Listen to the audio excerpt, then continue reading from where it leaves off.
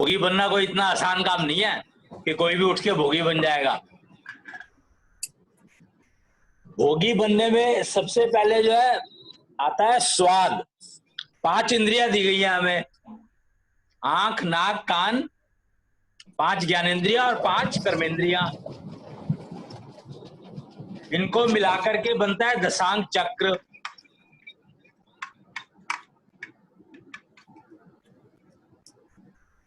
इसके बारे में हमने पहले बात करी हुई है। तो इसमें एक इंद्री है, एक इंद्री क्या है? एक ज्ञानेंद्री स्वाद।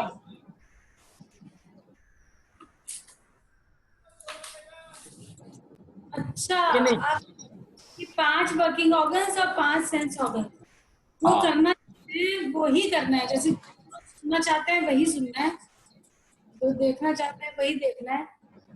तभी तो भोगी बनोगे कि 5 इंद्रियां ठीक हैं, सिंक्रोनाइज्ड हैं, और 5 कर्मेंद्रियां ठीक हैं और सिंक्रोनाइज्ड हैं, और दशांग चक्र चल रहा है और गति उसकी कंट्रोल में है। मतलब हम कंट्रोल कर सकते हैं, जब चाहे बढ़ा लें उसको, जब चाहे कम कर लें, जैसी जरूरत हो। तब जाके भोगी बनता है इंसान। ऐसे ही नहीं बन जाता भोगी के खाने में एक वो कर लिया और वो भी पता नहीं ठीक किया कि नहीं किया। तो फिर वही है ना, सुन कई बार। भैया समझ नहीं आया भैया, फिर से बताइए ना। क्या भोगी? हाँ जी भैया। भोगी बनने का मतलब है कि अपनी 5 ज्ञानेंद्रियां यानी सेंस ऑर्गन्स, यानी आंख, नाक, कान, मुंह, स्वाद जी। तो ये 5 इंद्रियां ठीक चलती हो, 5 का उपयोग करना आता हो, और 5 कर्मेंद्रियां जो काम करती हैं, हाथ पैर हो गए जी, जबान हो गई, बोलते हो जी। तो इनके ऊपर कंट्रोल, मतलब कंट्रोल से मेरा मतलब है कि ये सिंक्रोनाइज होनी चाहिए, जागृत होनी चाहिए। ओके। और जिसकी 10 इंद्रियां, 5 ज्ञानेंद्रियां, 5 कर्मेंद्रियां, और खाली ये नहीं, ये तो शरीर है सिर्फ। 5 ज्ञानेंद्रियां और 5 कर्मेंद्रियां तो शरीर है। उसके बाद पंचारक, उसके बाद source of energy generation, energy generation, जो एनर्जी ऊर्जा को जनरेट कर रहा है, जनरेटर। और फिर वो नेटवर्क जो के ऊर्जा को जहां से जनरेट हो रही है और जहां पर चाहिए यूज करने के लिए वहां तक पहुंचाए। ओके। उस नेटवर्क जो है वो कहलाता है कॉन्जलनियला नेटवर्क, मतलब कॉन्जलनियला टनल्स का नेटवर्क, जिसका काम है ऊर्जा जो जनरेट हो रही है उसको कर्मेंद्रियों तक पहुंचाए, ज्ञानेंद्रियों तक पहुंचाए, जिससे कि वो काम कर पाए। बिना ऊर्जा के तो कोई काम नहीं कर सकता ना, काम तो ऊर्जा ही करती है। जी। अब अगर ऊर्जा जो है वो जनरेट तो तुम्हारी 1 किलोवाट हो रही है मान लो, जी, और यूज तुम कर रहे हो उसका 100 वाट या 200 वाट, अंडर यूटिलाइजेशन है। क्या कह रहे हो? प्रणाम कह रहे हैं, आवाज उनकी थोड़ी टूट रही है। आवाज कट रही है। प्रणाम। तो जो एनर्जी जितनी जनरेट हो रही है वो सारी की सारी ट्रांसफर होनी चाहिए और सारी की सारी यूज होनी चाहिए। तो दशांग चक्र का कंट्रोल बहुत जरूरी है, उसकी स्पीड का, क्योंकि एनर्जी जनरेशन अगर ज्यादा हो रही है और तुम उसको कंज्यूम कम कर रहे हो तो वो एनर्जी, जो बची हुई एनर्जी है, वो तुम्हें नुकसान देगी, तो तुम्हें भोगी नहीं बन पाएगी वो। ओके। और भी अगर एनर्जी ज्यादा यूज हो रही है तो भी यही दिक्कत है? वो भी यही दिक्कत है। ज्यादा तुम यूज कर कह सकते हो, जनरेट जितनी हो रही है उससे ज्यादा यूज कहां से करोगे? ये यूज हमने अगर यूज 1200 करने वॉट की कर लिया, कोशिश करेंगे तो बीमार हो जाएंगे।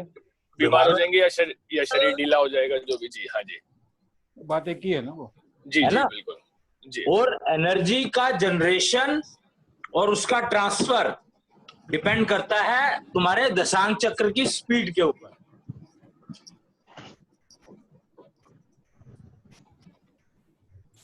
ओके, वो भी है कैसे चेक होगा?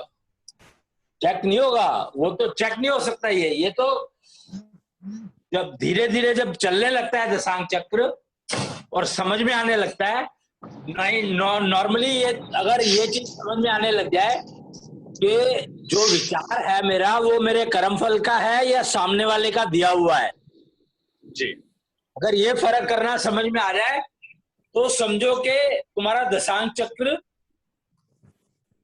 एक उसमें आ गया है, मूवमेंट में, जो राइट डायरेक्शन में चलने लगा है। ओके,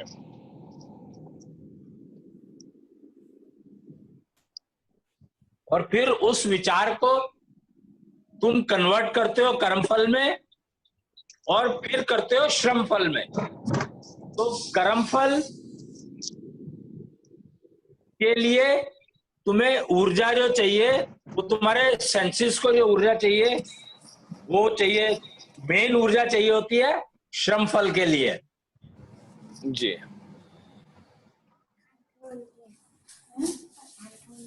क्या समझे? और जो जी, सर। दशांक चक्र है वो 3 पॉइंट को मिला के बनता है। एक नाभि, दूसरा हार्ट हृदय और तीसरा मस्तिष्क। 3 पॉइंट को मिलाकर के दशांक चक्र बनता है। अगर ये 3 पॉइंट ठीक काम कर रहे हैं तो समझो कि तुम्हारा दशांक चक्र चल रहा है। ओके,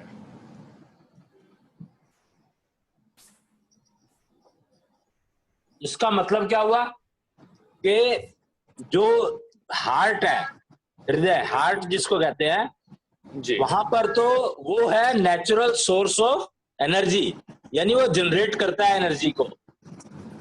जी और जो नाभि है वो विचार देती है, कर्मफल को एग्जीक्यूट करती है। मन का वास नाभि में होता है।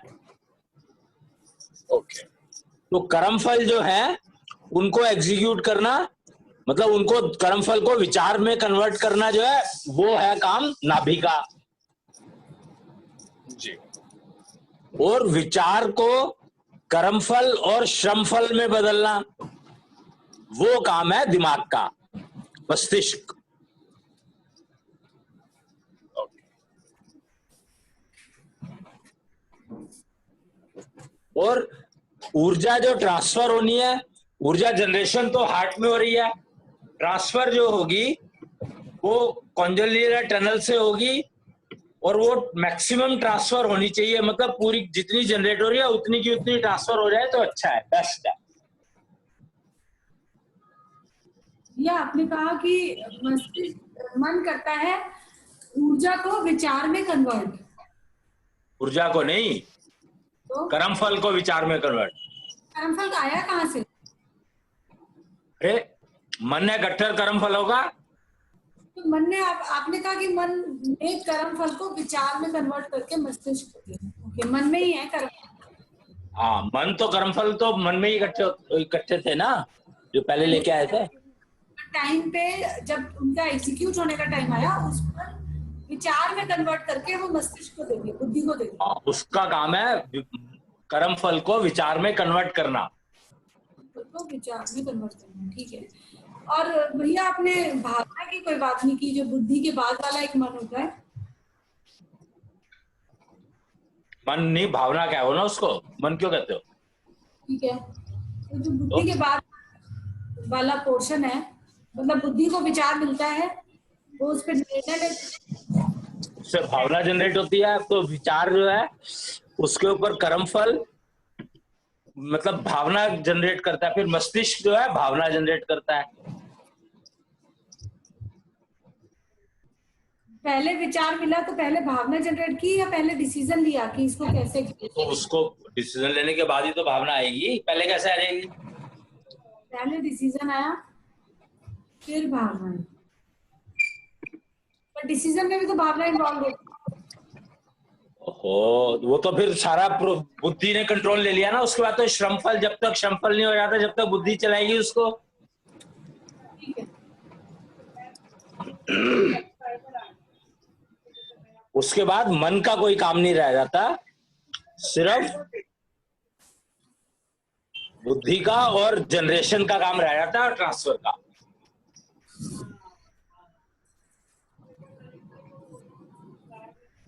तो भोगी बनने के लिए हमारे को खाना जो है वो खाना है जो हमें सूट करे। अब देखो यहाँ पर दो चीजें हो गई हैं, एक तो स्वाद अनुसार और एक सूट करे। अगर अनसूटेबल खाना तुम खा रहे हो और स्वाद लग रहा है तुम्हें वो, तो वो नुकसान कर देगा, वो तुम्हें भोगी नहीं बनने देगा।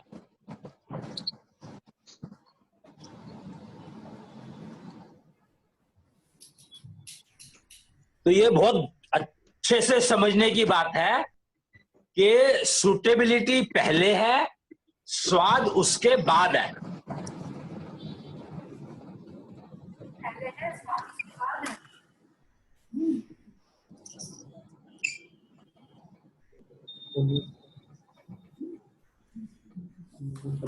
वो कहते हैं ना कि फास्ट फूड जो है, पिज्जा या बर्गर, ये स्वाद बहुत लगते हैं।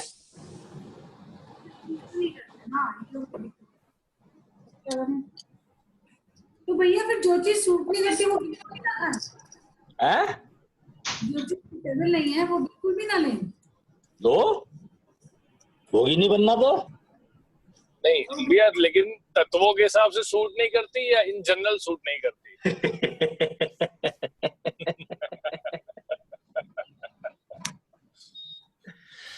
देखो, जनरल सूट वही नहीं करेगा जो तत्वों को सूट नहीं करता। तत्वों का बेसिक तो फंडामेंटल तो तत्व ही है। हाँ, फंडामेंटल तत्व ही है ना। मतलब जो तत्वों के हिसाब से चीज नहीं खानी है वो नहीं खानी है। मतलब जैसे एग्जांपल भी आपने पिज्जा बर्गर का दे दिया ना, इसीलिए पूछना जरूरी समझा। हाँ, क्योंकि तत्वों के आधार पर ही भोजन निर्धारित होता है। निर्धारित होता है, बिल्कुल सही है जी। लेकिन स्वाद जो है वो तो कुछ भी लग सकता है जी, बिल्कुल। हाँ जी, वो कुछ भी लग सकता है, सीधी बात है।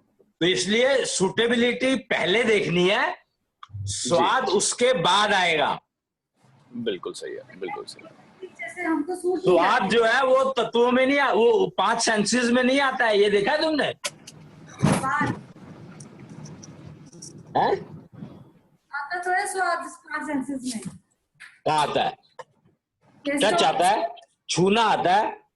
टंग क्या होती है कि स्वाद की तो होती है सेंस। ओहो, वो तो होती है, पर 5 सेंसेस में कहाँ है? 5 सेंसेस की बात हो रही है। ये 5 सेंसेस में यही तो है, टेस्ट, टच, देखना, सुनना और सूंघना। तो स्वाद नहीं है ना इसमें? तो स्वाद कहाँ है? चखना क्या है? स्वाद ही तो है चखना। ले, उंगली से चख लेगी क्या? जीभ से तो चखते हैं भैया यार। तो उंगली, टच का मतलब क्या हुआ? स्किन अलग है, टंग अलग है। 5 सेंस ऑर्गन्स हैं। 5 सेंस ऑर्गन्स में स्किन अलग है, टंग अलग है। बात ये हो रही है कि स्वाद 5 सेंसेस में है कि नहीं है? स्वाद नहीं है। टच है, टच है, छूना जो है वो 5 सेंसेस में आता है। और छुए तुम किसी चीज से भी? 5 सेंसेस 5 सेंसेस, आंख, नाक, कान। आँख, नाक, कान, देखना, सूंघना और सुनना। ठीक है। और छूना, सुनना, 5वां छूना। 4 ये क्या मतलब? आँख, नाक, कान, छूना और चखना, टेस्ट। टेस्ट भी आता है क्या? आता ही है। तो उसके बिना 5 नहीं होंगी, वो 4 रह जाएंगी।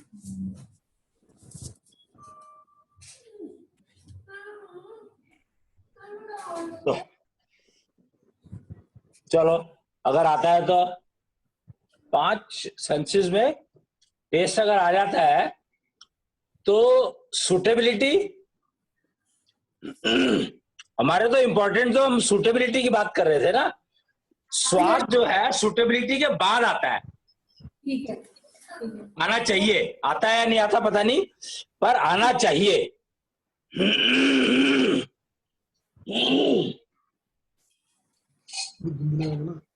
ये होता है जिससे हम उस दिन मत अटेंड किया। है? तो भोगी बनने का मतलब, एक तो हमें सूटेबिलिटी देखनी है कि हमें, सूटेबिलिटी एक बहुत इंपॉर्टेंट शब्द है एक्चुअली, क्योंकि सूटेबिलिटी हर चीज में यूज होगी, खाने में यूज होगी और काम करने में यूज होगी, प्रोफेशन में यूज होगी, एजुकेशन में यूज होगी, मतलब समाज बनाने में यूज होगी, हर जगह पर यूज होगी। तो भोगी बनने का मतलब है कि तुम्हारी सूटेबिलिटी के जितने भी पैरामीटर हैं वो सारे के सारे मैच होने चाहिए।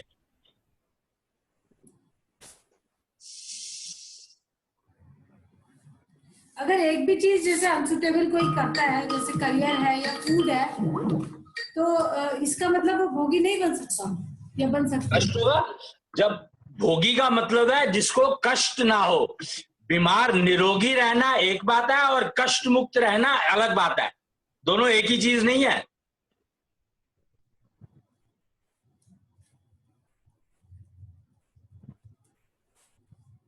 अगर तुम भोगी हो तो निरोगी तो तुम हो ही जाओगे तकरीबन,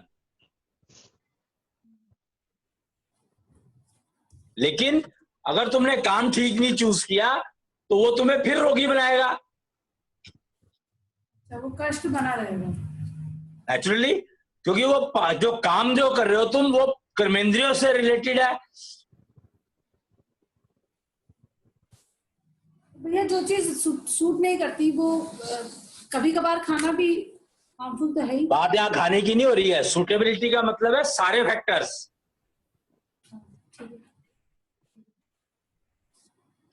खाना एक सेंस ऑर्गन का समझ लो, चलो एक सेंस ऑर्गन का जो वो है वो खाना हो गया। प्रोफेशन, एजुकेशन, स्पोर्ट्स,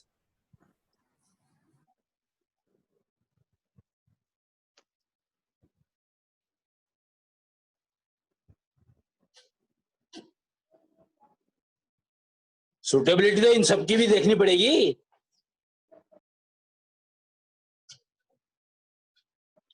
कष्ट मुक्त जो ह्यूमन बर्थ, जो मानव जन्म मिला है, इसका जो मूल पर्पस है, मूल जो वो है कि हमें कष्ट मुक्त जीवन बिताना है, जिसमें निरोगी रहना एक पार्ट है छोटा सा। भोगी बनने का मतलब है कष्ट मुक्त जीवन।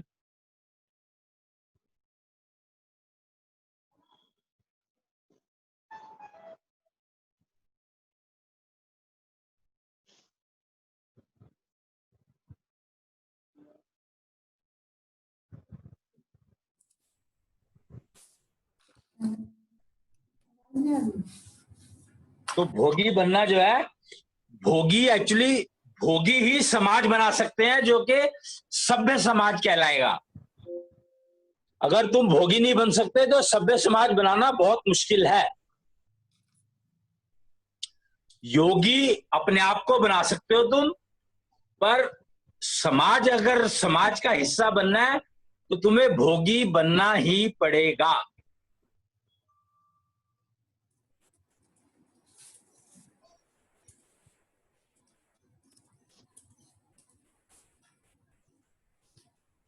और अब हम एक्चुअली भोगी, ये जो भोगी वाली बात आई है वो आई इसलिए है कि अब हम परिवार से समाज की तरफ जा रहे हैं।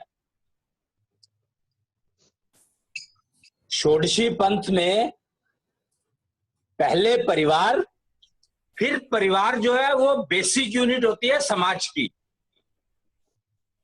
Fundamental unit. तो अब ये समझ लो कि अगर समाज ठीक है, अगर समाज कष्ट मुक्त है, तो तुम्हारा परिवार कष्ट मुक्त रहेगा, और तुम्हारा परिवार अगर कष्ट मुक्त रहेगा तो तुम कष्ट मुक्त रहोगे। जब समाज की बात आती है तो कष्ट मुक्त, कष्ट शब्द को समझना बहुत जरूरी है।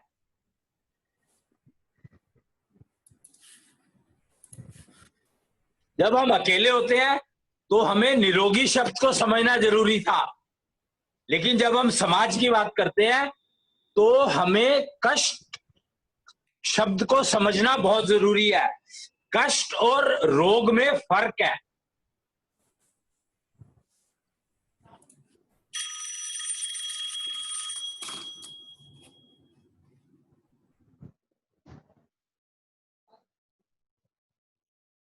ये चीजें बहुत जरूरी समझने वाली है, क्योंकि हम फाइनली सभ्य समाज का, समाज को सभ्य करना है, नव निर्माण नहीं करना समाज का। समाज जो है उसको सभ्यता का पाठ पढ़ाना है, बताना है कि सभ्य का मतलब है कष्ट मुक्त समाज, जिसका कोई भी यूनिट कष्ट में नहीं है। प्राणी इकाई है परिवार की, परिवार इकाई है समाज की, कुटुंब की। कुटुंब इकाई है तो हम कुटुंब की बात नहीं कर रहे बीच में, हमने कुटुंब को छोड़ दिया है। परिवार के बाद हम समाज की बात कर रहे हैं। वसुधैव कुटुंबकम। हाँ,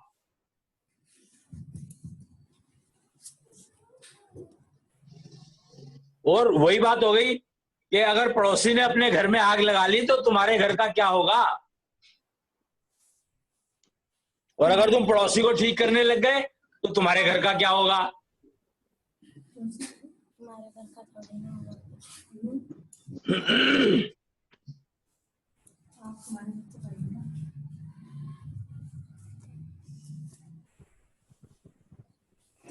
कुटुंब को हमने इसलिए नहीं लिया क्योंकि अब जो है कुटुंब का कोई खास मतलब रह नहीं गया है कि कुटुंब में तुम्हारे पड़ोसी आएंगे या चाचा मामा आएंगे।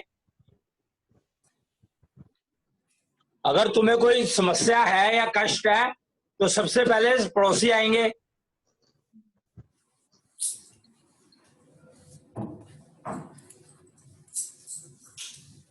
तो इसलिए कुटुंब शब्द को हमने हटा ही दिया, जब कुटुंब का कोई मतलब रह नहीं गया है।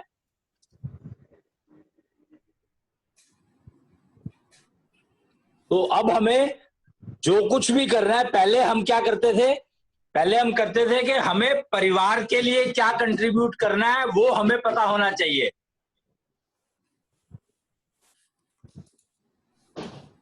लेकिन अब हमारी रिस्पॉन्सिबिलिटी बड़ी हो गई है। बड़ी से मतलब समाज अगर सभ्य नहीं बना तो वो फाइनली हमारे परिवार को ही कष्ट देगा और वो कष्ट हमें ही आएगा।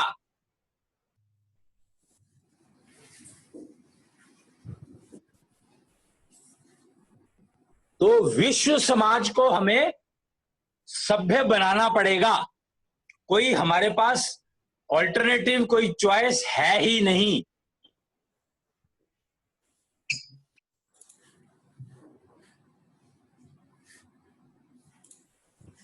कोरोना ने हमें ये अच्छे से समझा दिया कि जिम्मेवारी मेरी है, पर पूरे समाज को अगर ठीक नहीं हुआ तो वो मैं अपनी जिम्मेवारी पूरी कर ही नहीं सकता, क्योंकि समाज में हर इंसान एक दूसरे पर इंटरडिपेंडेंट होता है।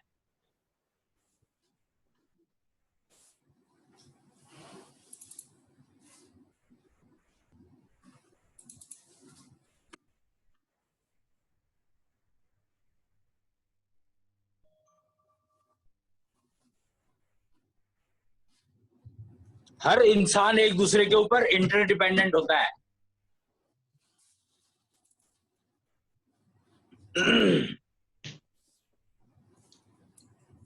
और ये बात सामने दिखाई देती है कि अगर मेरे को घर में खाना अच्छा नहीं लगा तो मैंने होटल में जाके खा लिया। इसका मतलब क्या हुआ?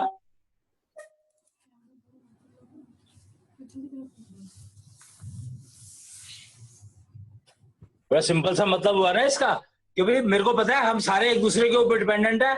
हम होटल में जाके खाएंगे, हम पैसे देंगे, उससे उनका घर चलेगा। और मेरे को घर में खाना स्वाद नहीं लगा तो सबको डिस्टर्ब क्यों करूं, मैं बाहर जाके खाता हूं। लेकिन अगर वो कंडीशन में शरीर को सूट नहीं किया तो तो तुम्हारी प्रॉब्लम है ना कि तुम्हें खाना स्वाद अनुसार खाना है या पक्ष दूसरा सुटेबिलिटी अनुसार खाना है। सूटेबिलिटी पहले। हाँ तो ये तो डिसाइड तुम्हें ही करना है ना। हाँ, हमें ही करना डिसाइड। वही तो कह रहा हूं।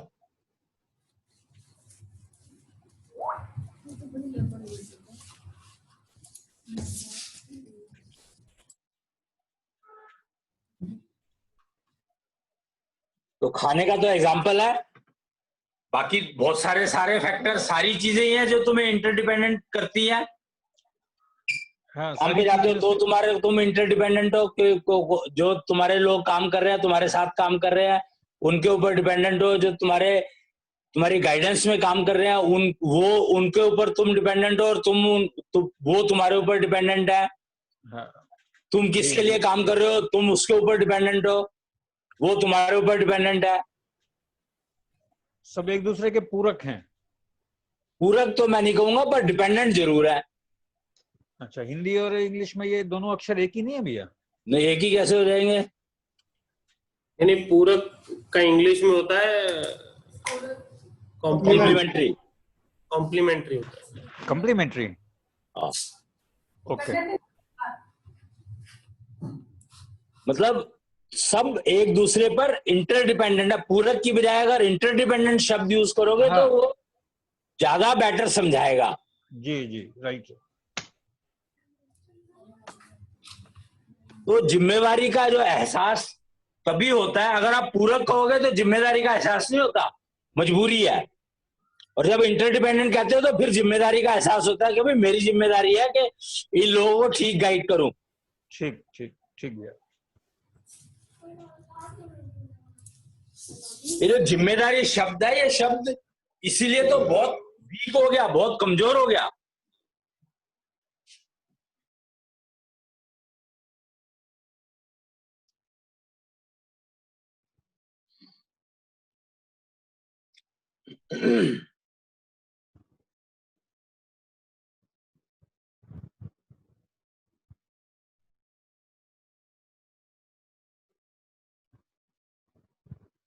और खेल सारा जिम्मेदारी का है।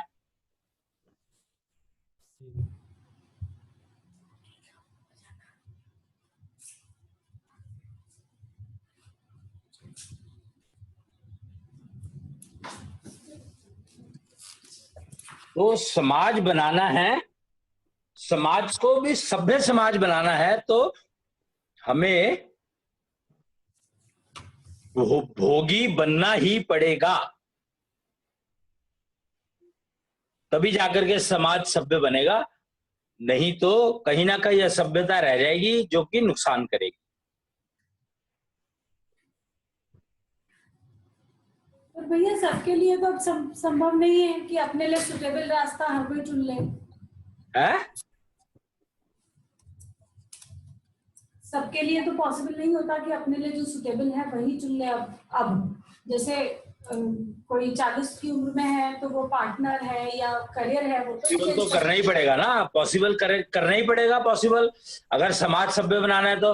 अगर तुम्हारे को सामने जो टेररिस्ट है वो कहाँ, अफगानिस्तान में या कहाँ पर रहते हैं और नुकसान कहाँ पे करते हैं,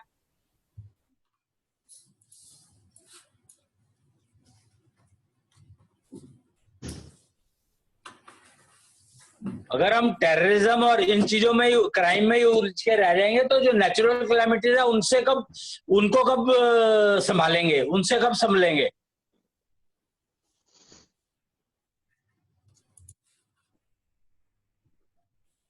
जो समाज की जो प्राइम जिम्मेवारी है वो ये है कि जो नेचुरल कैलामिटीज होती हैं उसके नुकसान को मिनिमाइज करा जाए। नियम तो ये है समाज चलाने का।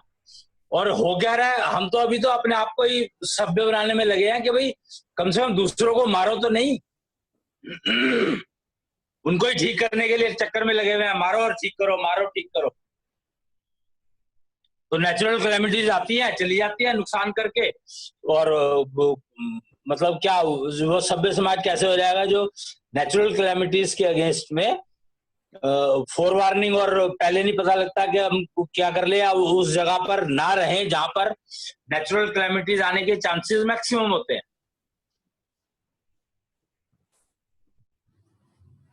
ये चीजें गायब ही हैं बिल्कुल।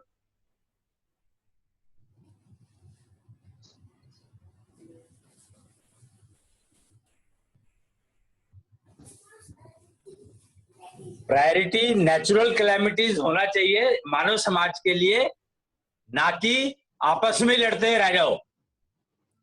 जब आप तुम कष्ट में होगे तो नेचुरल कैलेमिटी का तो तुम इंतजार करोगे कि यार आ जाए और काम खत्म हो, जान जाए और खत्म।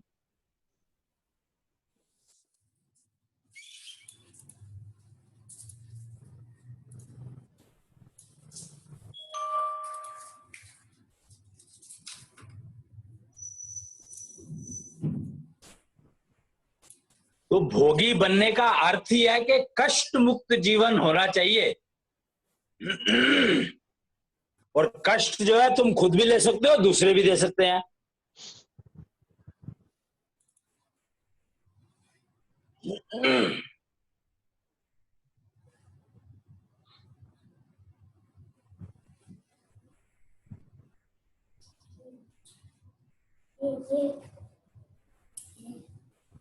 क्या समझे?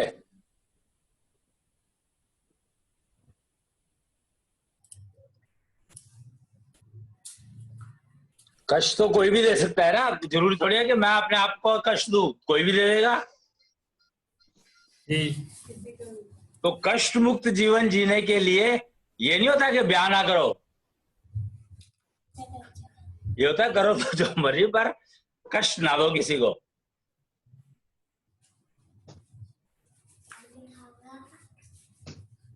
वो है ना जुड़ना और जोड़ना, दो चीजें है, दो शब्द है, जुड़ना और जोड़ना।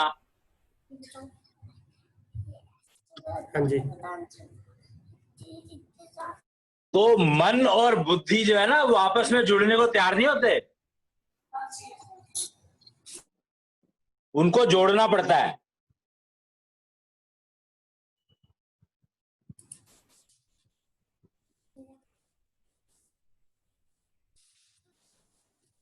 उनको जोड़ेंगे कैसे?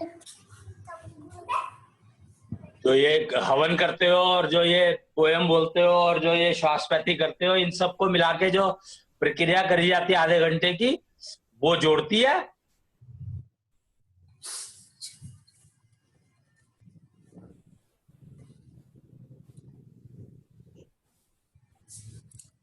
अब देखो गेम यही है, हम हमेशा ये कहते हैं कि योग का मतलब है जुड़ना, ना कि जोड़ना। तो यहां पर यह समझने की बात है कि मन और बुद्धि को तो जोड़ना पड़ता है,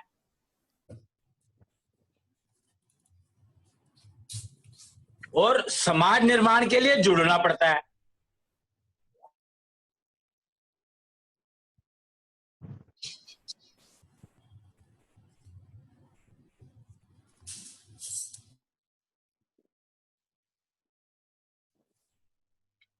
वो ना कहते थे कि अगर आपने अपनी भाषा बात बतानी है किसी को, तो पहले भेड़ों में भेड़ बन के बैठना पड़ेगा,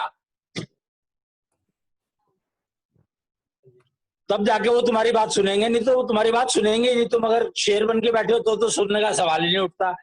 अगर तुम कुछ भी जो भी कुछ बन के बैठे हो, अगर तुम भेड़ के साथ भेड़ बन के बैठोगे तो तुम्हारी बात सुनी जाएगी, नहीं तो नहीं सुनी जाएगी।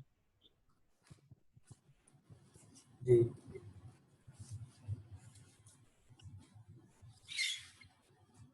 पर इसका मतलब ये नहीं है कि तुम भेड़ बन गए, इसका मतलब है कि तुमने भेड़ का दिखने भेड़ लग गए, पर अंदर से तुम अपनी बात जो कह रहे हो, जो फायदेमंद बात है, जो भेड़ों के झुंड के लिए फायदेमंद है, वो उसको कहने के लिए उसी भाषा का इस्तेमाल करना पड़ेगा जो भेड़ों को आती है।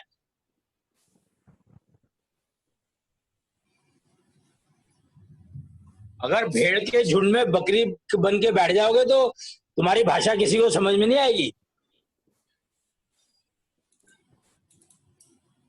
तो बकरियों के झुंड में बैठना है तो बकरी बनना पड़ेगा, और बकरी पता नहीं बन सकता है या नहीं बन सकता, पर भेड़ों के झुंड में बैठना है तो भेड़ बनना पड़ेगा। और इसलिए जानवरों की बजाय इंसान बन जाओ तो कम से कम झुंड तो इंसानों का रहेगा। बात तो आपकी देखो ठीक है, क्वेश्चन नहीं आता है कि हम अगर इंसान बनकर के बोलेंगे तो भोगी शायद समझ में आ जाए कि भोगी बनना है हमें, इंसान बनना है, इंसान के बाद भोगी बनना है।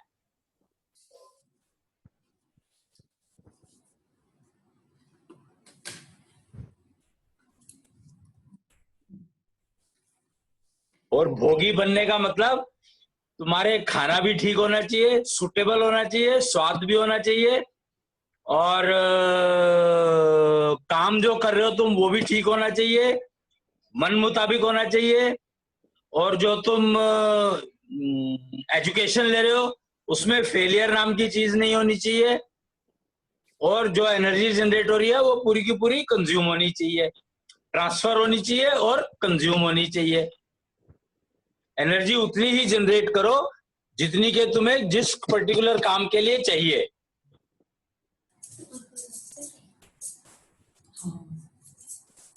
और वो संभव होगा दशांग चक्र के स्पीड कंट्रोल से।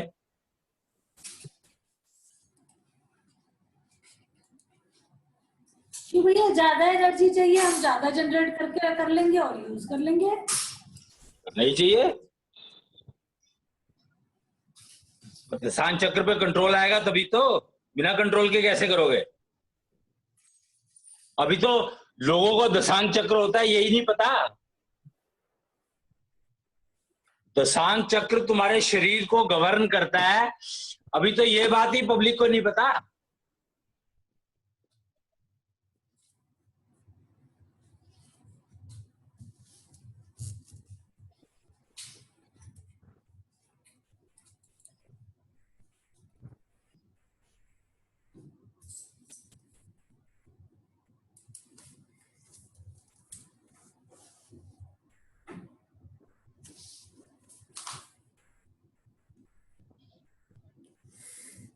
फिर मन और बुद्धि को जोड़ा जाता है, ये बहुत इंपॉर्टेंट बात है जिसके बारे में कभी चर्चा हुई नहीं मेरे ख्याल से।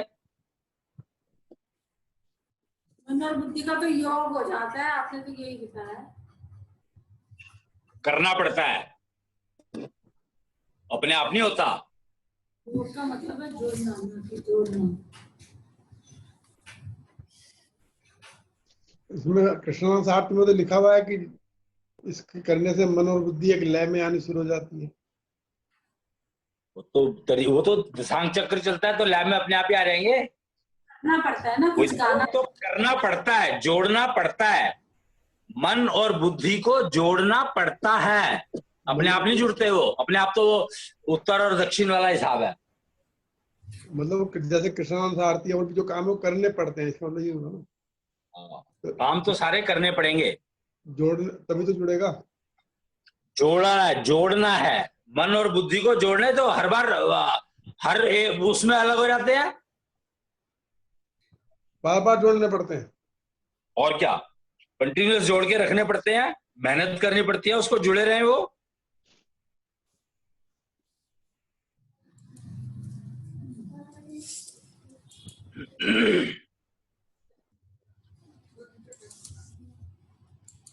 और समाज बनाना है तो जुड़ना पड़ेगा, वो जोड़ने से नहीं होगा, जुड़ने से होगा।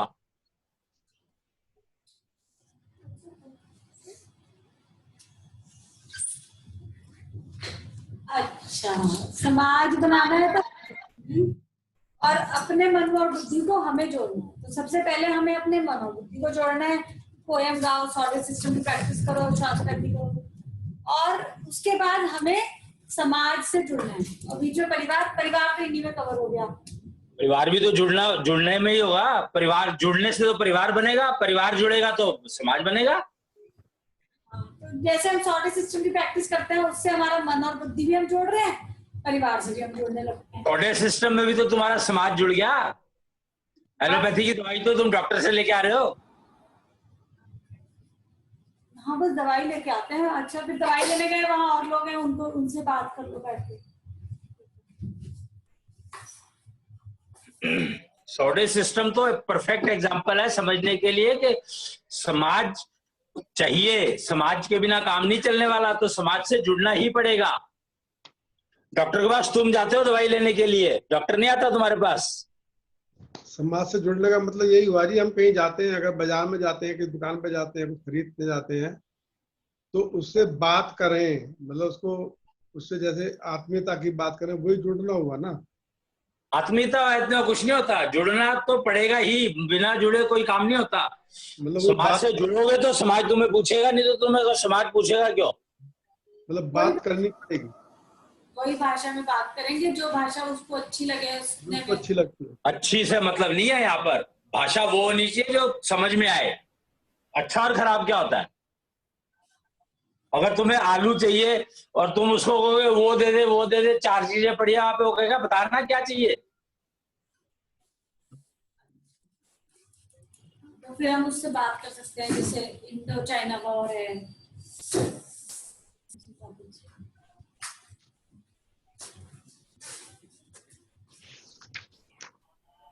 तो समाज बनाने के लिए जुड़ना पड़ता है और अपने मन और बुद्धि को जोड़ना पड़ता है। वो ब्रिज बहुत इंपॉर्टेंट है, और वो ब्रिज बनता है कॉन्जनलियला टनल से।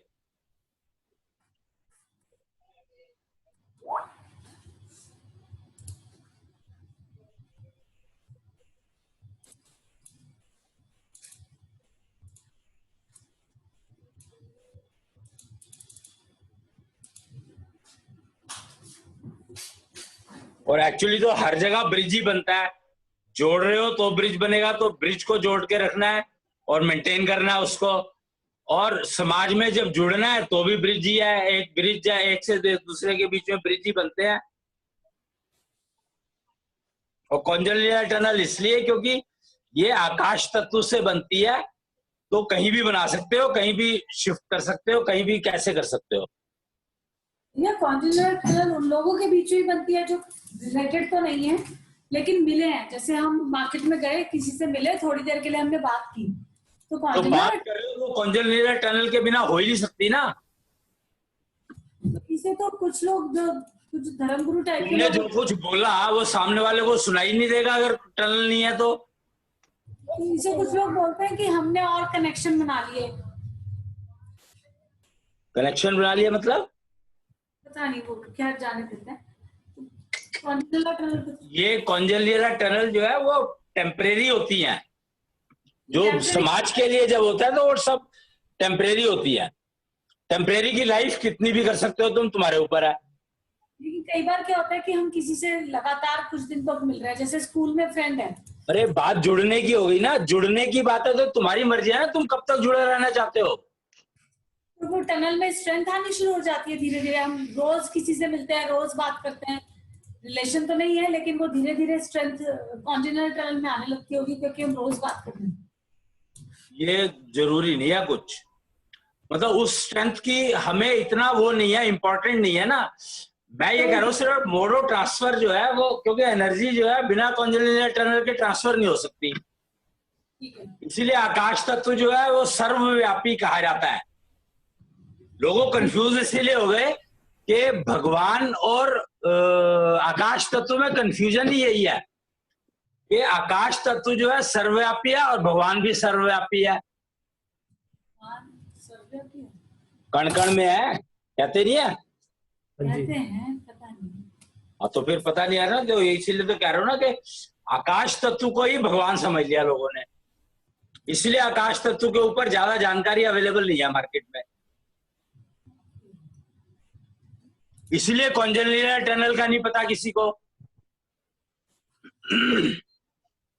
मतलब मेरा क्वेश्चन ये था कि जो हम किसी जनरल इंसान से बात करते हैं जो हमारा फैमिली रिलेटिव नहीं है, उससे हमने बात इसमें क्या मतलब है? इसमें यहाँ पर रिलेटिव का तो कोई कंसेप्ट है ही नहीं। रिलेटिव से तो टनल होती है, जैसे बच्चे से तो माँ की टनल। फिर वही बात, रिलेटिव का तो कोई कंसेप्ट है ही नहीं। जिससे तुम जुड़ना चाहो उससे जुड़ जाओ। ठीक है, तो क्या जैसे जुड़ना चाहो वैसे जुड़ जाओ। ठीक है, तो क्या जितनी देर के लिए जुड़ना चाहो उतनी देर के लिए जुड़ जाओ। ये सब तो वेरिएबल है। समाज का मतलब, बोलो। समाज की पहली यूनिट जो है वो फैमिली कही गई है। परिवार को कहा गया बेसिक यूनिट, इंडिविजुअल को नहीं कहा गया। पर ऐसा थोड़ी है कि इंडिविजुअल जो है वो बिलोंग नहीं करता समाज को, करता तो है। तो ठीक है, तो समाज बनाना है तो तुम्हें जुड़ना सीखना पड़ेगा, और अगर अपने आप को ठीक रखना है तो तुम्हें जोड़ना सीखना पड़ेगा। तो जुड़ना और जोड़ना दोनों चीजें आनी चाहिए। एक और क्वेश्चन है, माँ और बच्चे के बीच में जो कॉन्जेनिटल टनल का कनेक्शन होता है वो एज इट इज रहता है सारी उम्र, या उसको कैसे रहेगा? रह ही नहीं सकता। अगर ऐसा होता तो पेट से बाहर ही नहीं निकालती ना माँ, उसको वही रहने देती। वो तो डिलीवरी के बाद कट जाता है। उसके बाद भी तो कनेक्शन होता है। वो तो फिर बना के रखो ना रखो तुम्हारी मर्जी है। माँ चाहे तो उसे काट भी सकती है, या बच्चा चाहे बच्चा चाहे तो बच्चा काट सकता है। हाँ, कोई भी काट सकता है। भाई मान लो डिलीवरी के टाइम पे मदर की डेथ हो गई, फिर चली ही गई ना, वो तो खत्म हो गई, उसका तो शरीर 5 तत्वों में विलीन हो गया। तो ये क्या मतलब हुआ? माँ तो रहेगी, नाम तो रहेगा माँ का।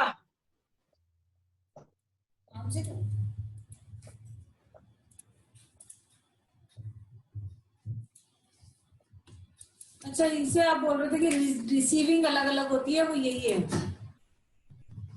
सब कुछ अलग है।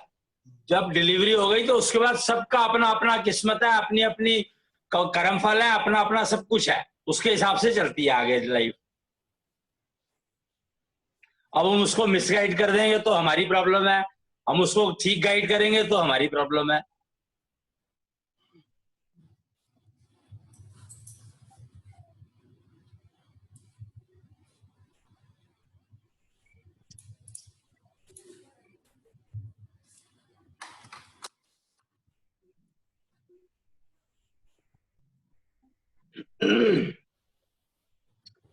तो निरोगी खुद को रखो और भोगी बनोगे तो समाज बनेगा। भोगी समाज से रिलेटेड है, और योगी मतलब अपने आप को ठीक रखना, स्वस्थ रखना, हर लिहाज से काम ठीक करना। क्योंकि अल्टीमेटली तुमने अगर आगे परिवार नहीं बनाया तो इसका मतलब ये नहीं कि तुम परिवार का हिस्सा नहीं हो। जिसने तुम्हें पैदा किया उस परिवार का तो तुम हिस्सा हो ही। जी।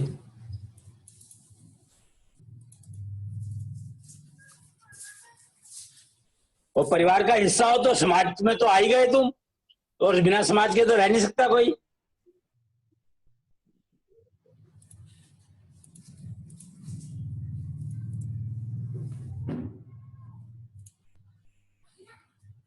तो भोगी अगर बनना आ गया तो फिर सभ्य समाज का निर्माण हो जाएगा। समाज तो समाज है, पर सभ्य समाज होना चाहिए। हमारा लक्ष्य है कि समाज सभ्य होना चाहिए। सभ्य समाज का मतलब है जहां पर सारे भोगी हों।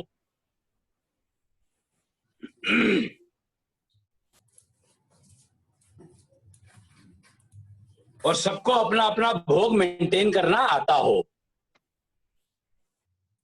समाज सभ्य तभी बन सकता है अगर एक भोगी होगा और दूसरा एक और भोगी नहीं है, तो वो नुकसान पहुंचाएगा ही पहुंचाएगा, कहीं ना कहीं समाज को सभ्य रहने नहीं देगा। तो भोगी शब्द को समझना बहुत जरूरी है।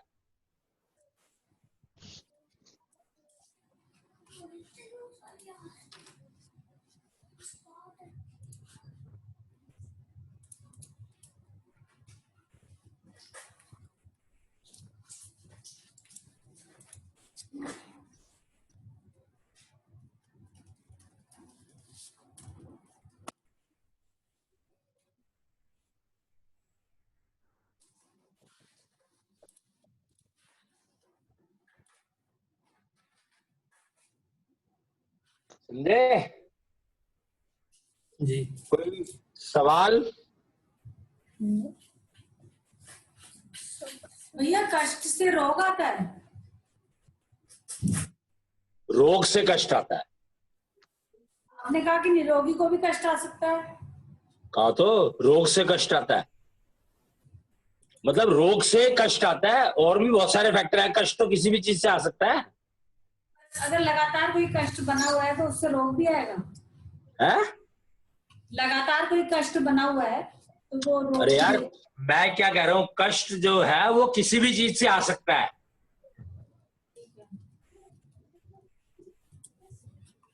बात कष्ट मुक्त जीवन की हो रही है।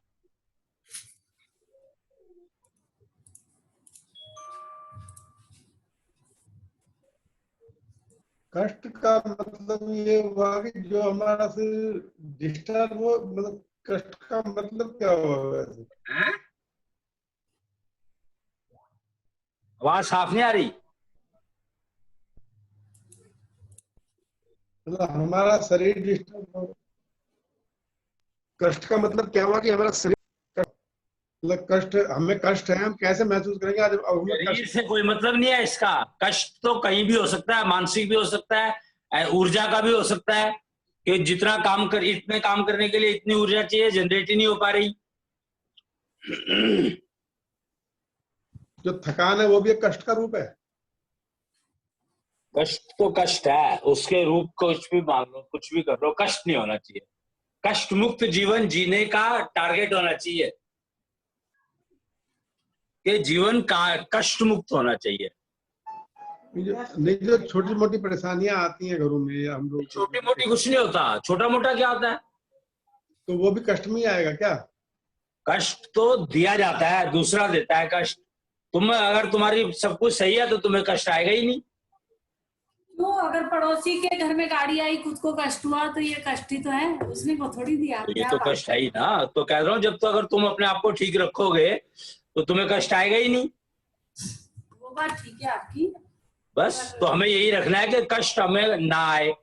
हमारा टारगेट यही होना चाहिए कि हमें कष्ट ना आए। घर में कोई बच्चा या बड़ा कोई बीमार हो जाए तो वो भी तो कष्ट आएगा ही, हमें सबको ही कष्ट आएगा। वो तो कष्ट तो जो है छोटी छोटी बड़ी बड़ी चीजें। अभी तो निरोगी रहना आसान है, पर कष्ट मुक्त रहना बहुत मुश्किल है।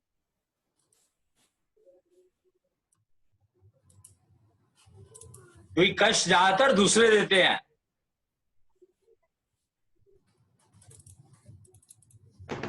मुश्किल है, असंभव थोड़ी है। नहीं, असंभव तो कुछ भी नहीं है। अपने आप को ठीक कर लो तो कष्ट आएगा ही नहीं तुम्हें। जी। कोई दूसरा चाहे कितनी कोशिश कर ले कष्ट देने की, तुम्हें नहीं आएगा। हाँ जी। बस तो तुम्हें इतना अपने आप को इतना तो तुम्हारे को ध्यान रखना पड़ेगा ना कि तुम्हें पता लग जाए कि ये कष्ट आने वाला है, तो इसको कैसे अवॉइड करना है। नेचुरली आने नहीं देना।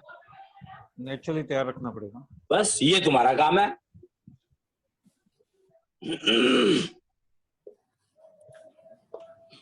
घर में कोई पड़ा हुआ अगर हाया कर रहा है, किसी भी चीज से दर्द से कर रहा है, कुछ कर रहा है, और दवाई ववाई भी कर रहे हैं सब उसकी, तो उसमें तो जो जो वहाँ है जो सुन रहे हैं उसका कष्ट या दर्द या हाया सुन रहे हैं, वो भी तो कष्ट में रहेंगे ही ना। तुम कितना ही अलग हट लो, और ऊपर देख लियो पानी तो नहीं भरा हुआ, कैसे तुम उससे कैसे दूर हो सकते हो?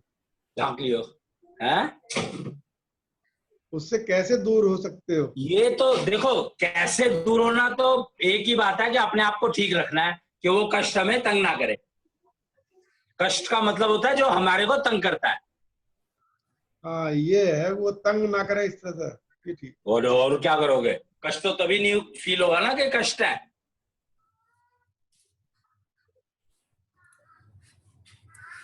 कष्ट तो एक भावना हो गई, भावना। भावना तो पड़ोसन होती है। आपकी होगी, मेरी तो है नहीं। तेरी होगी भी तो तू करेगी क्या उसका? हमें तो चाय तो पिला देगी कम से कम। चाहे तो शायद मुझे भी पिला दे। जब है ही नहीं तेरे तो वो पिलाएगी ऐसे? आपकी वाली पड़ोसन मारना, मेरे को चाय पिला देंगी।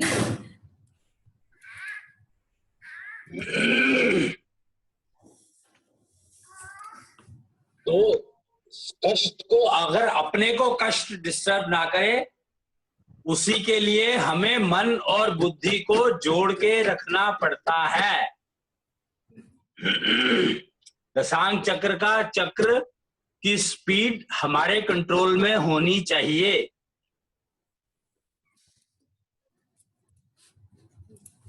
और वो स्पीड ही जो है वो कष्ट को भगाएगी।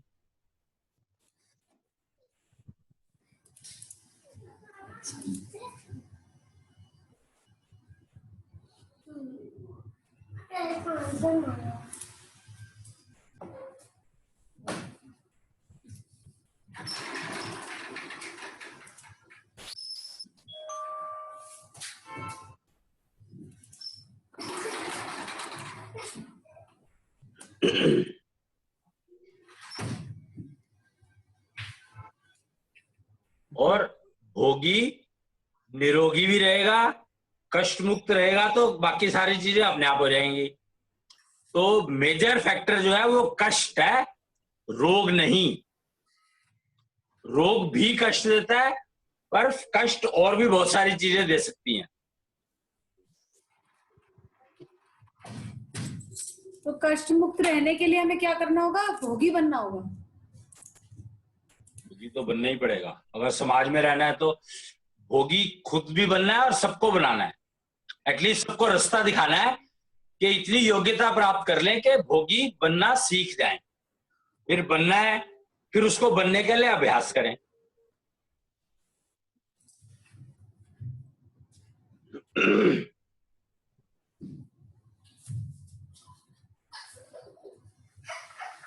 और हम तो सिर्फ शाश्वती की बात करते हैं।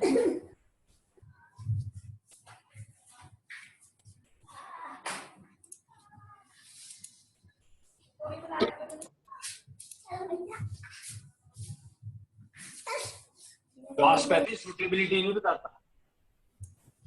तो मार्केट में तो आपने कहा बस शाश्वती की ही बात करोगे। मार्केट में तो श्वासपैथी की बात इसलिए कि जब तक योग्यता ही नहीं है उनकी, तुम्हारी बात सुने, वही बात भेड़ बनना पड़ेगा। अगर भेड़ों को भेड़ों की भाषा में बताना है तो भेड़ बनना पड़ेगा।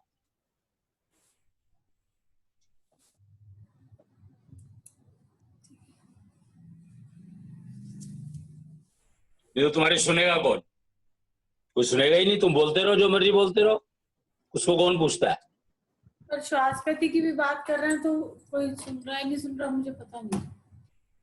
तुम्हें पता नहीं है, पर बात तो श्वासपैथी की करनी पड़ेगी, क्योंकि वही एक है जो थोड़ी सी योग्यता बढ़ाएगी तो आगे के सवाल आएंगे। बाकी चीजें सारी की सारी तो षोडश पंथियों के लिए है, जो षोडश पंथी बनने की रास्ते पे चल पड़े हैं। ये सारा जो हमारा जो डिस्कशन होता है ये 1 घंटे का, ये होता है कि जो षोडश पंथी के बनने के लाइन पे आ चुके हैं, जिनको लाना है उनको पहले श्वासपैथी सिखानी है। अच्छा, जैसे ही सुटेबिलिटी समझने लगे तो हम षोडश पंथी वाले रास्ते पर चल पड़े। हाँ, पंथी के साथ सुटेबिलिटी को समझा तो षोडश पंथी वाला। श्वासपैथी पहला स्टेप है जिससे तुम समझने लगते हो कि क्या कहा जा रहा है। रिसीवेबिलिटी इंप्रूव होती है, जिम्मेदारी का एहसास होना शुरू होता है। फिर सुटेबिलिटी, जिम्मेदारी, सुटेबिलिटी जिम्मेदारी के साथ कनेक्टेड है, अधिकार के साथ नहीं।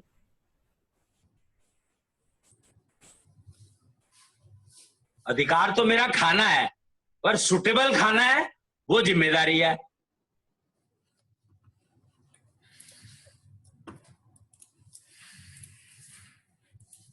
तो अधिकार और जिम्मेदारी में फर्क पता होना चाहिए।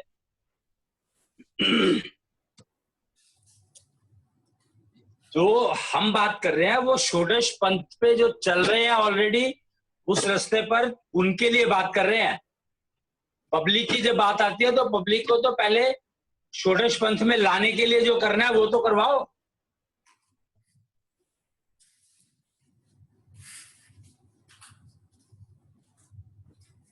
और वो योगा वाले तो करवा नहीं सकते बेचारे, क्योंकि उनको पता ही नहीं है श्वासपैथी क्या होती है।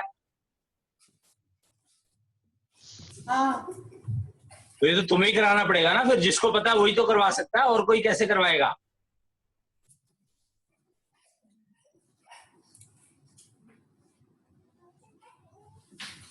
अभी तो स्थिति ये है कि योगा वाले तो अपनी एफिशिएंसी को नापना भी नहीं चाहते। उनको यही नहीं पता कि लंग्स जो है वो इम्यूनिटी बढ़ाते हैं, उनका काम है हवा को इम्यूनिटी में कन्वर्ट करना, ये भी नहीं पता।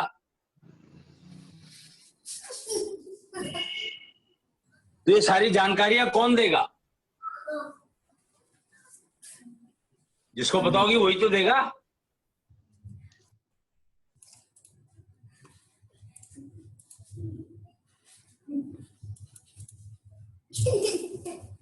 दो फैक्ट, योगा वालों को योग तक तो लाना ही पड़ेगा। बिना योगा वाले जब तक योग पर नहीं आएंगे, योग को और योगा के दोनों को फर्क को नहीं समझेंगे, तब तक तो बाकी चीजें समझने के लिए तो उसके बाद स्टेप शुरू होते हैं।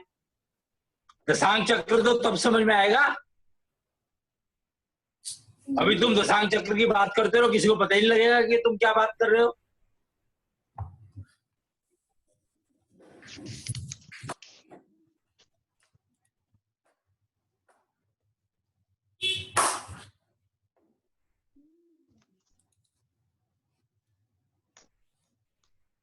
तो पहला स्टेप इसीलिए बताया कि पहला स्टेप श्वासपैथी पर ही रखो, बताने के लिए, क्योंकि वो जब अगर करने लगेंगे लोग, जो कि करने लगेंगे, ये हमने टेस्ट किया हुआ है, तो उनकी थोड़ी योग्यता बढ़ेगी और फिर वो समझने की कोशिश करें सूटेबिलिटी।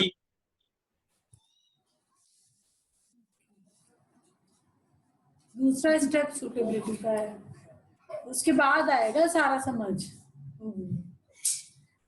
सूटेबिलिटी, फिर पता होना चाहिए कि जिम्मेदारी क्या होती है। जिम्मेदारी तो श्वासपैथी से समझ आने लगती है। जिम्मेदारी श्वासपैथी से समझ आने लगती है। श्वासपैथी करने की जिम्मेदारी तो ले नहीं रहे अभी। पहले वो तो उनको बताओ कि ये तुम्हारी जिम्मेदारी है, अपने शरीर को स्वस्थ रखना।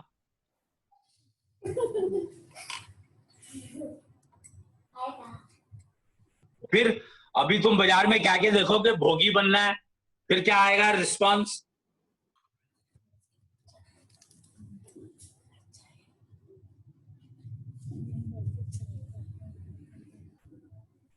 अभी तो कोई ये मानने को तैयार ही नहीं होगा कि भोगी बनना है। अबे सारी उम्र तो हो गई गाते गाते कि भोग नहीं करना, भोगी नहीं बनना, भोगी नहीं बनना, और अब तुम कह रहे हो भोगी बनना है। तो सारी उल्टी बात कर रहे हो। सारे यही तो कहते हैं हमारे बारे में कि अब आप उल्टी बात करते हो। मैंने क्या उल्टी बात करी भाई? पता नहीं क्यों, पर स्वाद को तो लोग ऐसे मानते हैं कि ये तो पापी है जो स्वाद की बात करे।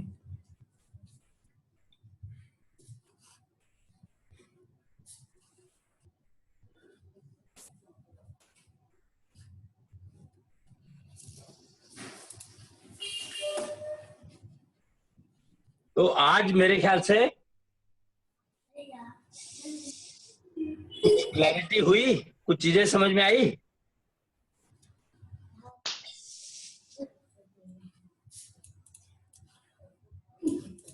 कि हमें कष्ट मुक्त, मानव जन्म का मतलब है कष्ट मुक्त जीवन जीना, पूर्ण आनंद में।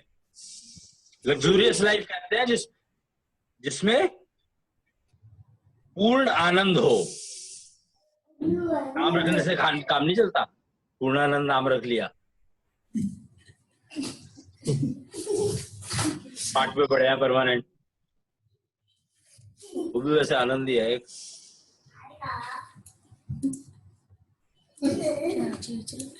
पूर्णानंद नाम रख लिया। मैंने अपना नाम ही रख लिया। नाम का परमानंद ब्रह्मानंद। तो आगे फिर कल करेंगे, हाँ जी भैया, ठीक है। है ना। आज का मोटा मोटा टॉपिक तो कंप्लीट सा हो गया है कि रह गया कुछ? हो गया, काफी हो नहीं, गया। हो गया आज भोगी काफी। बने योगी, भोगी बने निरोगी। आज क्लियर हुआ, आज पूरा हुआ है ये टॉपिक। ठीक है, कर लो फिर मूल वाक्य, कल देखते हैं, कल कुछ और करेंगे। ये तो बहुत कुछ है। अहम